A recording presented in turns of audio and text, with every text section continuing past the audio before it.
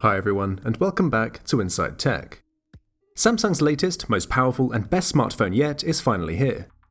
This is the new Galaxy Note 10 Plus, the powerhouse of Samsung's smartphone lineup and a new contender for the best Android smartphone on the market.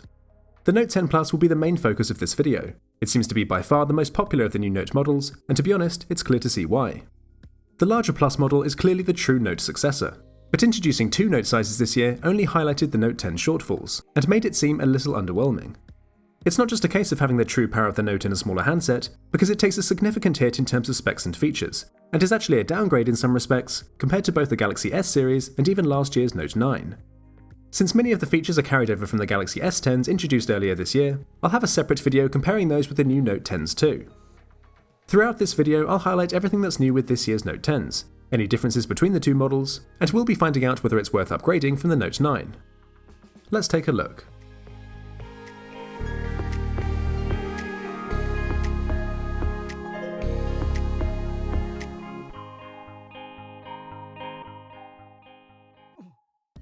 The first thing we should talk about are the new color options, and there's a good reason that pretty much every reviewer has opted for the new Aura Glow model.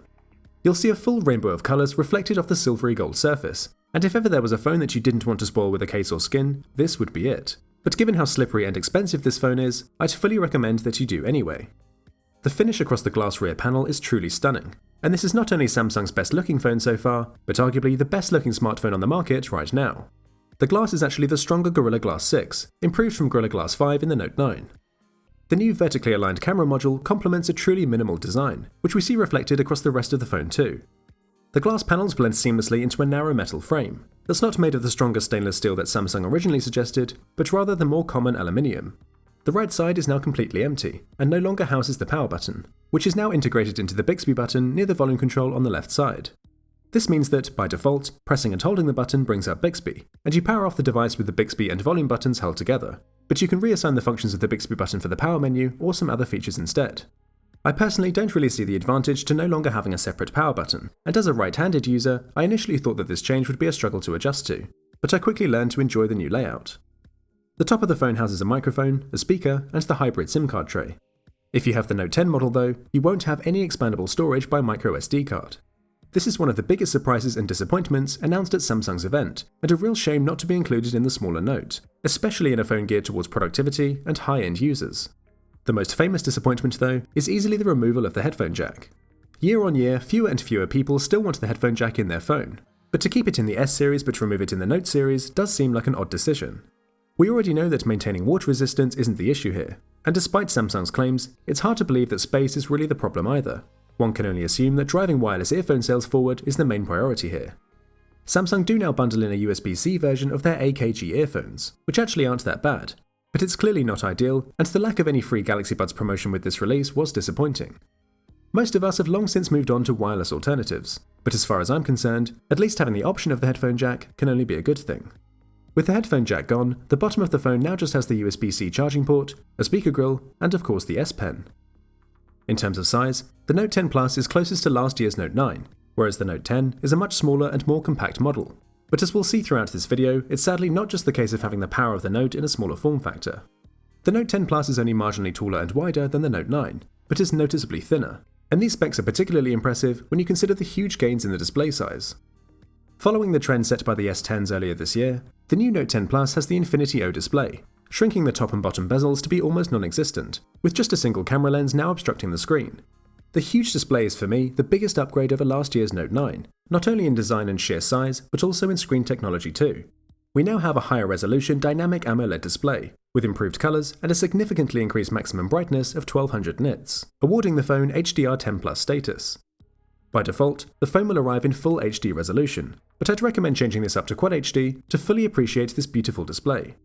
Of course the screen is curved to give that almost bezel-less illusion at the sides, and whilst this does look really good, I did struggle with a few accidental screen touches or the occasional palm rejection software preventing me from using the phone. This is a consequence of curved displays, but you can learn to adjust your grip to minimize any issues. Aside from perhaps the 90Hz screen on the OnePlus 7 Pro, this is one of the most beautiful displays on any smartphone, and combining this with the gorgeous rear panel, the Note 10 Plus is for me the best looking smartphone out there. My only gripe here is that I wish Samsung had opted for the S10's front camera placement in the corner of the phone. The centrally placed lens is just so much more distracting, and for me even more so than the dual lens on the S10 Plus. I can understand Samsung wanting to differentiate between the two phones, and I'll get into this a lot more in my full S10 Plus versus Note 10 Plus comparison video. But for now, I do prefer how the S10s handle the front camera, but let me know which one you prefer down in the comments section below.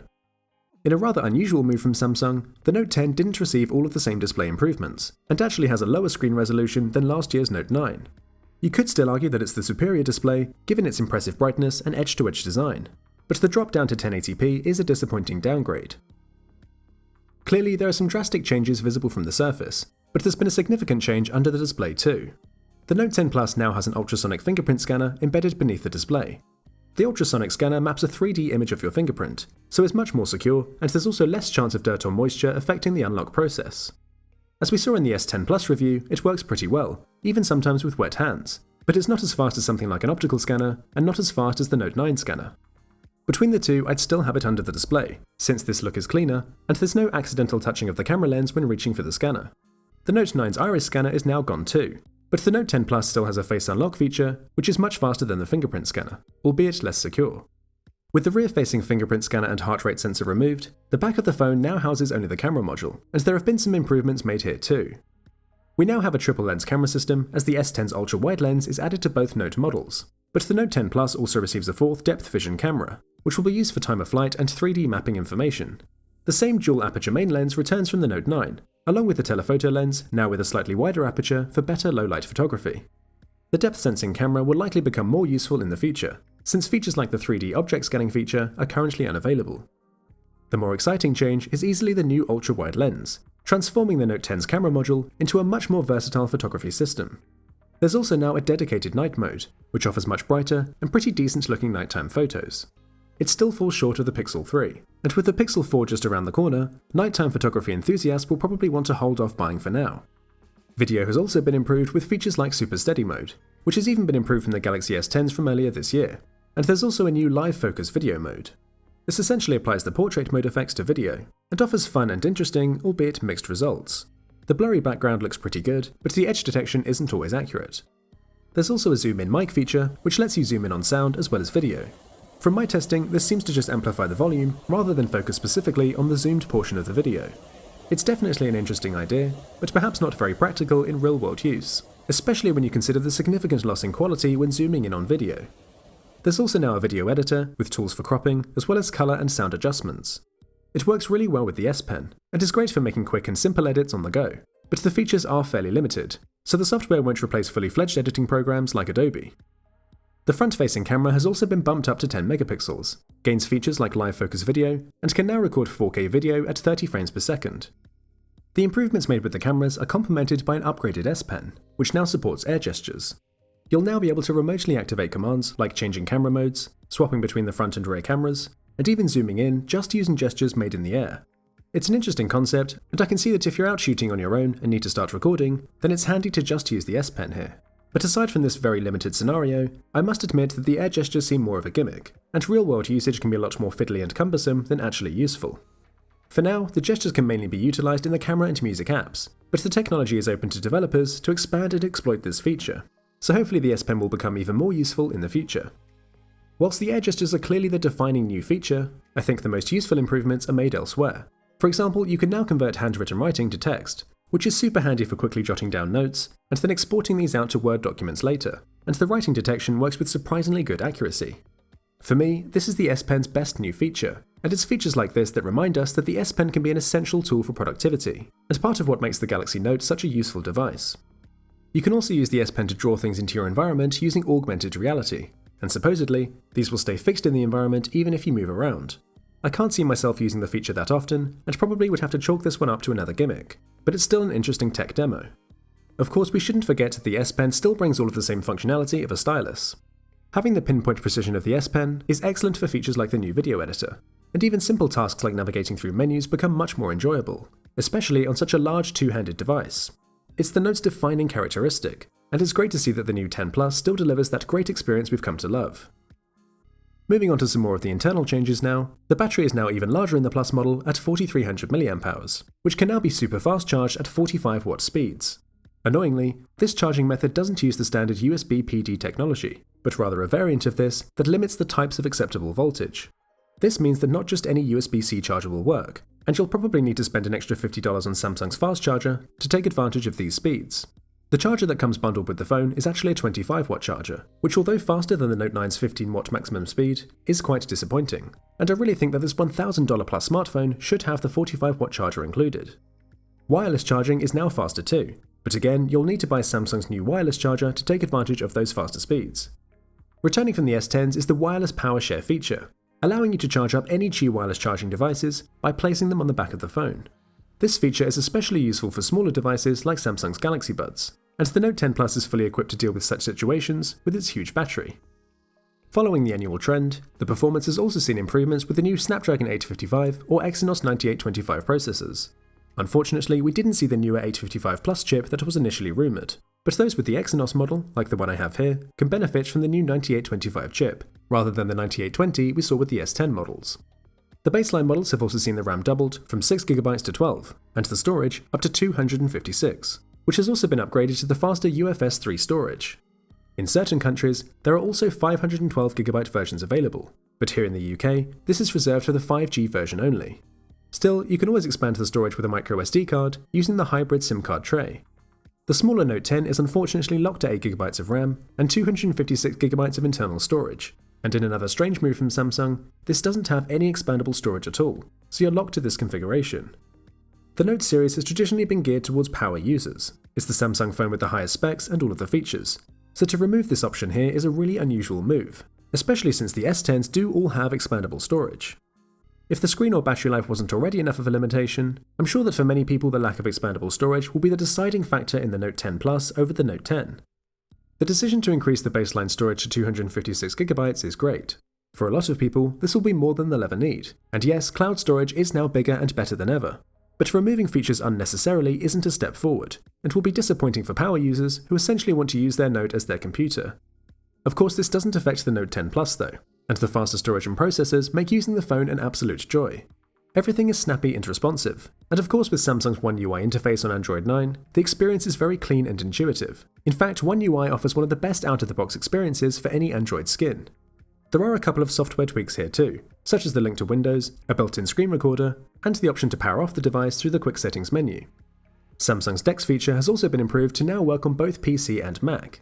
You can connect with just a USB-C cable, and with the improved power of the Note 10 Plus, using your phone as a desktop is more practical than ever before. The Mac experience is a bit more limited than on Windows, but features like dragging and dropping files is now so much easier, and a must-have for any Note 10 and Mac users. There's no question that the Note 10 Plus is a feature-packed flagship smartphone, but along with that status comes a heavy price tag, and the baseline model is available for $1,099 or £999. It's one of the most expensive smartphones on the market, and is the same price as Apple's iPhone XS Max.